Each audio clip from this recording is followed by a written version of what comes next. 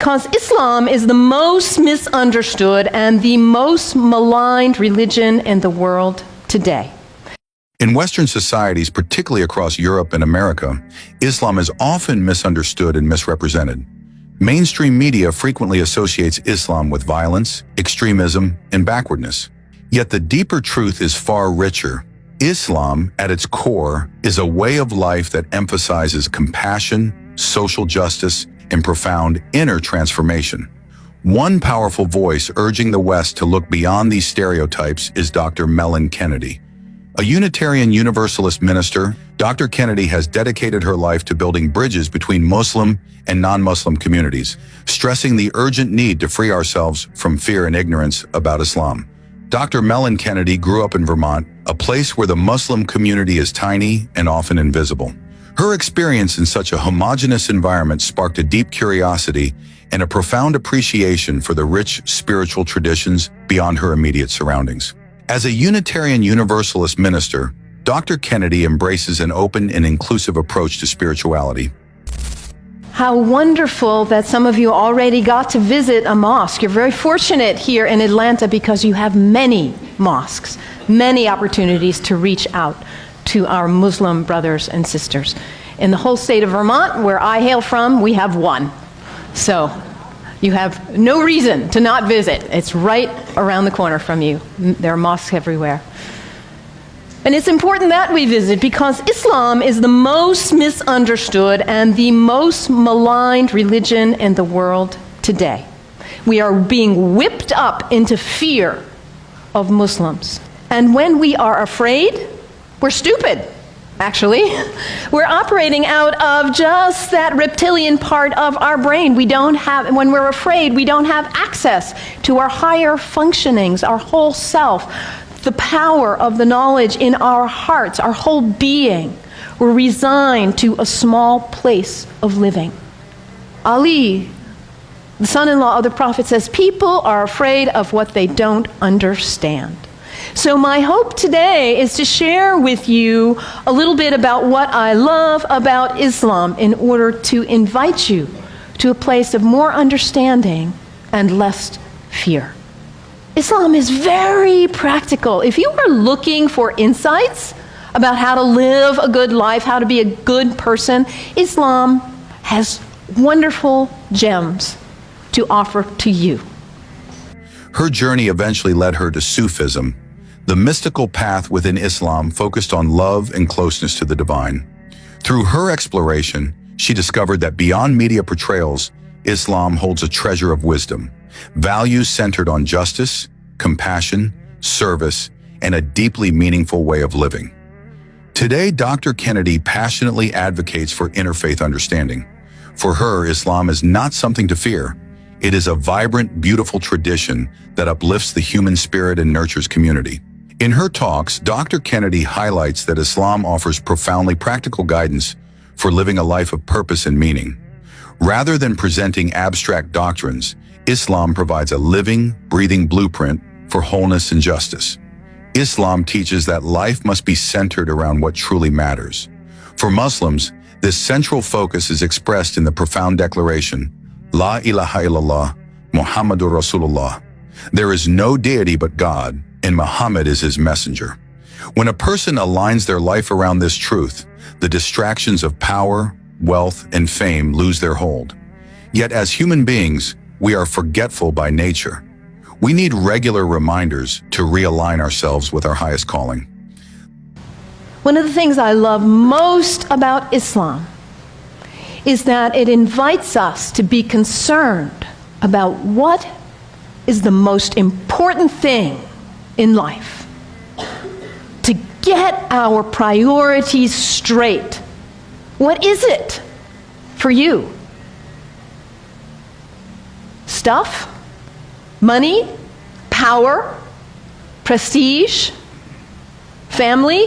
Kindness? Service? Love? Art? Compassion? What is it for you? If you get nothing else out of today, take that one question and live into it. And if you don't know the answer yet, find out. What is it for you? What's most important? In Islam, the answer is very clear. La ilaha illallah, Muhammadan Rasulullah. There is nothing but the source, God, the one. How did you say it, Anthony? That love which is greater than we can know. That's what matters. And Muhammad is his prophet, is the prophet of love. La ilaha illallah, Muhammadan Rasulullah. And the thing about us humans, when we get that clarity, we know what's important. What do we do with that? We forget.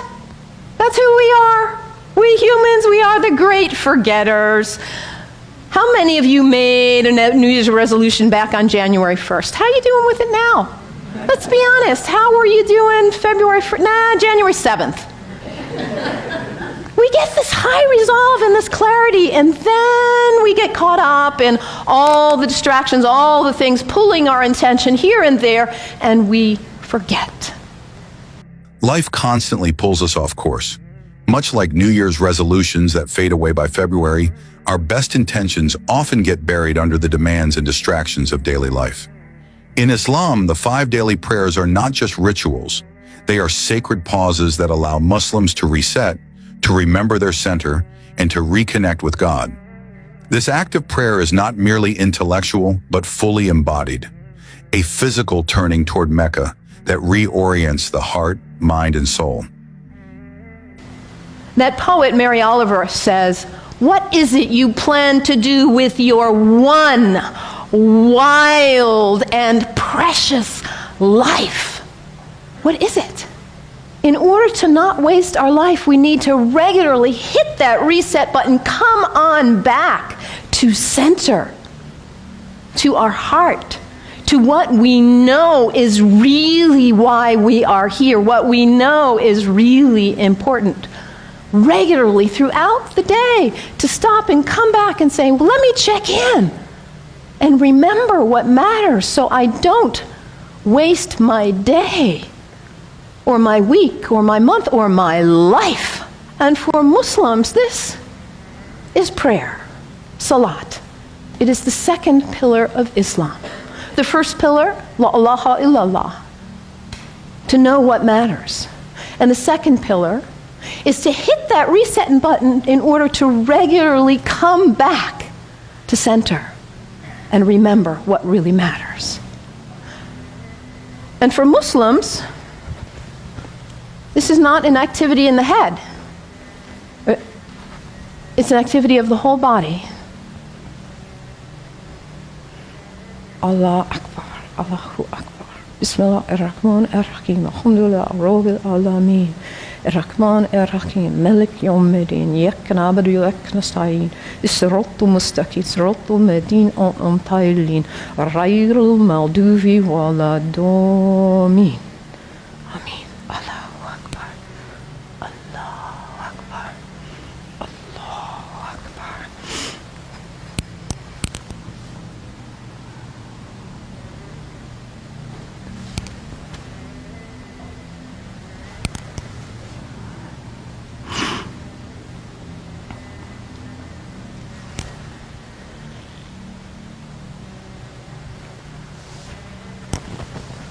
Can you imagine how limber you'd be if you did that 17 times a day? And it's done in the direction of Mecca, northeast, more or less.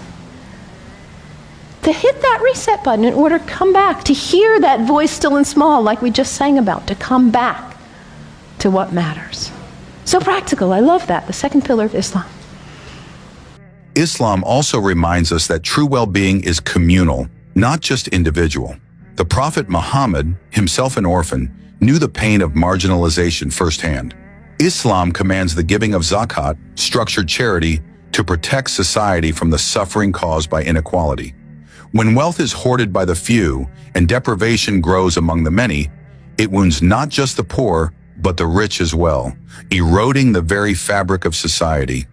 Through zakat, Muslims are reminded that justice for others is justice for themselves. Islam also reminds us to always be concerned about those who are less well off than ourselves.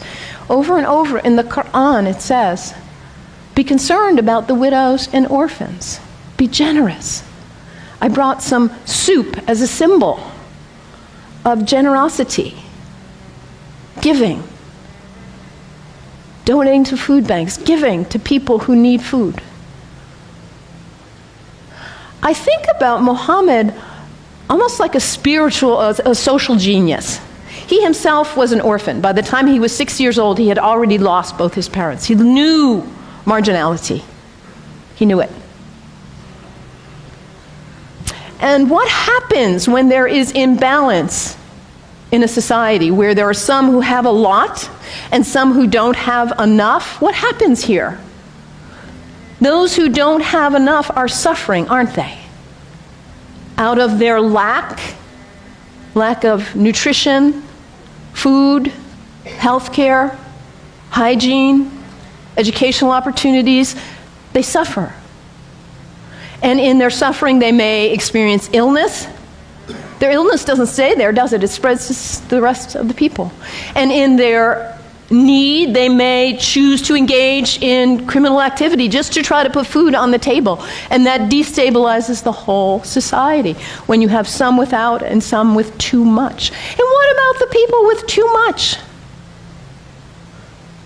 Greed is spiritual bankruptcy. We cannot know well-being in our hearts when we are surrounded with too much while others are suffering. It creates instability. And Muhammad, peace be upon him, he was a spiritual genius, saying, let's bring it back into balance. Let's give. Let's be generous. And this is the third pillar of Islam, zakat, generosity. I love that about Islam. Dr. Kennedy also invites us to examine the habits that silently control our lives, from compulsive eating and consumption to the constant addiction to digital devices. Islam addresses this through fasting, not only abstaining from food, but also from harmful behaviors and distractions. Fasting teaches conscious control, empathy, and self-discipline. When one feels hunger firsthand, it is no longer just an idea. It becomes a felt experience that deepens compassion for those who suffer daily from hunger.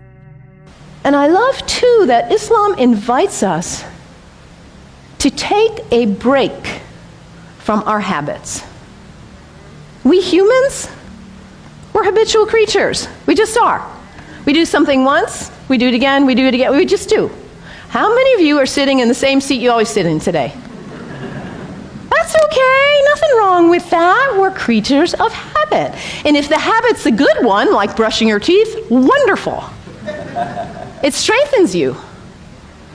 Your habits can raise you up to give you strength and clarity to live your life on purpose with integrity. Or your habits can pull you down.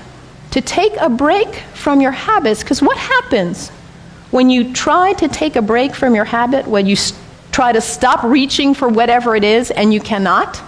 What is it for you? Coffee? Sugar? Alcohol? Drugs? Sex? Gossip? What is it for you, this behavior that you're caught in? You know it's not worthy of your best self, and yet there you are. It's addiction, isn't it? When we can't stop reaching for it, we can't stop doing it. And yet your life is so valuable, you matter. And to live your life on purpose and to cultivate the habits that raise you and strengthen you so you can be your most beautiful, best, loving, caring, giving self. So to take a break from your habits so you see who's in the driver's seat in your life and put yourself back in the driver's seat, whatever it is for you. There are other people in this room who have also struggled with addiction in this way and who have overcome it. You can get help. You can do it. Your life matters. It's valuable. This is the next pillar of Islam, fasting. Fasting not just from food, but fasting from other activities and behaviors as well. And when we fast from food in particular, and it says over again and again in the Quran, fasting is good for you if you only knew. Because we put too much in our bodies, don't we? We stress them. We overeat and put junk. And we don't honor the beauty of ourselves. And also, when we fast, hunger is not a theory in the head, it's an experience in the body when we fast from food, that feeling. And then when you see somebody else on the street who is begging, it's not a theory. You feel empathy because you know what hunger feels like. It's harder to close your eyes and walk right on by. Muhammad, that spiritual social genius, to create harmony and stability in society. Islam teaches that spiritual growth often requires physical movement, stepping out of the familiar and embracing change. The pilgrimage to Mecca, known as the Hajj, symbolizes the soul's journey toward the divine. Even for those who may never make the pilgrimage, the spirit of intentional travel, leaving behind routine, opening to transformation, is powerful. Upon returning, one sees life with renewed eyes, with a deeper sense of purpose and appreciation for what truly matters. Through these timeless practices, Dr. Kennedy shows that Islam is not a distant, dogmatic religion, but a vibrant, living guide for those who seek to live awake, to live generously, and to live meaningfully. Islam calls each of us to ask ourselves what truly matters, how we can stay aligned with our deepest purpose, how we can care for others as an act of caring for ourselves, and how we can honor our bodies and the earth as sacred trusts. In a world so often dominated by fear and division, Islam offers a profound and timeless invitation to live with courage, with compassion, and with intention. And I also love about Islam that it encourages us to take a break from our location, to travel with intention, to recognize the power of space, the sacredness of space, and how the greats who have walked on this earth have blessed the earth with their presence, their breath, their thoughts, their actions. I know you are on the verge of a major decision about this sacred space for you. You have made this place sacred by your presence here. And as you perhaps choose to move on, you will perhaps make a new place sacred by your use and your love. The earth is sacred. Our places are sacred. And when we travel with intention, we are changed by it. This is the fifth pillar of Islam, pilgrimage. And for Muslims, the pilgrimage is to Mecca, which none of us will probably go there. But where is pilgrimage for you? My last name is Kennedy. My family is Irish. My parents have gone to Ireland. My mother says there are no words to express what it is like to walk in that place of our ancestors, of the great Celtic saints and sages. It may not be Ireland for you or Mecca, but where is it for you? Anybody been to Walden? The place where that great book was written? It's a place of pilgrimage for many of us. Anybody been to Transylvania? A place of pilgrimage for many of us. And what happens when we go? We leave our usual haunts. We travel with intention. We let ourselves be changed, be opened by new experiences, new interactions. And we come back and we are not the same. We look at our lives and we say, why was I doing that? I'm not going to waste my one wild and precious life on that. And we come back renewed and with a new value, a new understanding of the sacredness of our location, the beauty of the earth. I love this about Islam. So practical. The 5 pillars of Islam. What great practical advice for living your life on purpose.